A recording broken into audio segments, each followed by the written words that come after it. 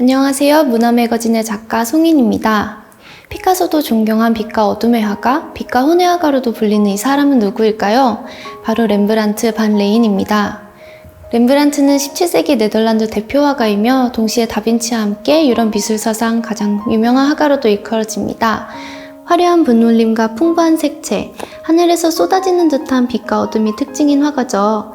특히 소묘들은 당시 암스테르담의 생활을 추측하게 해주는 중요한 역사 자료가 되기도 합니다.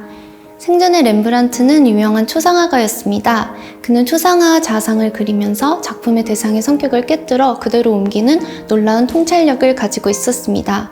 오늘날 다양한 별명으로 불리는 그의 명성은 무엇보다도 깊이 있는 감정을 보여주는 통찰력 있는 작품들을 통해 얻어진 것입니다. 그의 인생은 승승장구일 것만 같았습니다. 1632년 암스테르담의 의사조합으로부터 위촉받은 돌프 박사의 해부 이후 그는 화가로서 명망과 지위를 얻고 시참사관 딸 사스키아와 결혼하게 됩니다. 명성은 더더욱이 높아져 초상화가로서 높은 수입과 많은 제자들을 양성하며 풍요로운 생활을 보내게 됩니다. 당시 그의 컬렉션이었던 다양한 화야들과 값비싼 가구, 보석 등은 다른 호사가들의 동경의 대상이 되기도 하였습니다. 그러나 순탄할 것만 같던 그의 삶에도 큰 변화가 찾아옵니다. 그가 그린 걸작 하나가 그의 인생을 180도 바꿔놓게 된 것입니다. 작품으로 인해 끊이지 않을 것만 같았던 그림 주문이 없어지고 그의 말년은 비참한 죽음까지 이르게 되었습니다. 바로 작품 야간 순찰 때문인데요. 1642년 그는 암스테르담의 수사수조합으로부터 제작 의뢰를 받아 이 대작을 완성하게 되었습니다. 그러나 그의 작품을 기대하고 있던 18명의 조합원들은 작품을 확인하는 순간 크게 격노하였습니다. 작품 속 인물들은 가운데 정면을 바라보고 있는 두 인물만 제외하면 조그맣게 그려지거나 광대풍의 자세와 표정을 하고 있었고 흐리게 표현되어 실제와는 다른 모습을 하고 있었습니다. 모두 같은 금액을 냈는데 어째서 불공평한 결과물이 나왔냐는 것이 격분의 이유였습니다.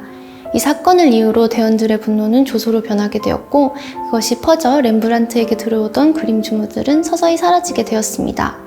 렘브란트는 빛과 그림자의 명암을 직관적으로 대비시켜 극적인 효과를 표현하려 하였지만 이 대담한 수법을 당시 사람들은 이해할 수 없었던 것 같습니다. 이 작품의 또 하나의 재미있는 점은 제목의 오류입니다. 작품 위에 덮여있던 어두운 유약 때문에 잘못된 제목이 따라다니게 된 것이지요. 현대에 와서 유약을 제거하는 작업 이후 대낮의 장면임이 밝혀지게 되었습니다. 또 다른 비극은 야간 순찰을 제작하던 해에 그가 사랑하던 아내가 사망한 것입니다.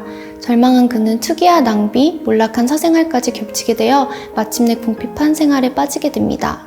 화려했던 그의 말로는 비참하기 그지없었습니다.